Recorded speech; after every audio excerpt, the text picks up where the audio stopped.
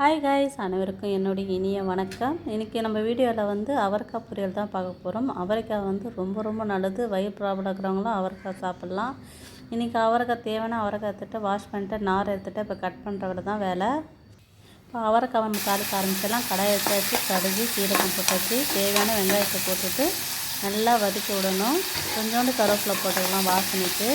இதில் வந்து பாதி சின்ன வெங்காயத்துட்டு இப்போ அவரைக்காய் வந்து நான் கட் பண்ண போகிறேன். நல்லா வேகட்டோன்னு பிறகு தான் போடணும். அப்போ தான் நல்லாயிருக்கும். நல்லா வெங்காயம் நல்லா வதங்கட்டும்.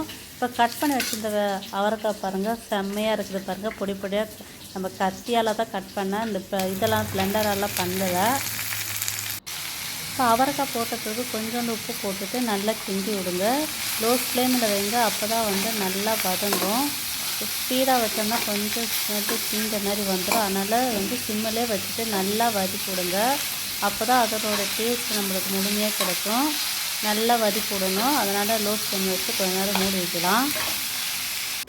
ஓரளவு வதங்கிடுச்சு. இப்போ கொஞ்சோண்டு மஞ்சத்தூள், கொஞ்சம் காரத்துக்கு குழம்புத்தூள் போட்டு நல்லா வதக்கி விடணும். இது ஒருத்தவங்க தண்ணி ஊற்றி கூட வேக வைப்பாங்க. எனக்கு அது பிடிக்கல. ஏன்னா கொஞ்சம் காய் தான்.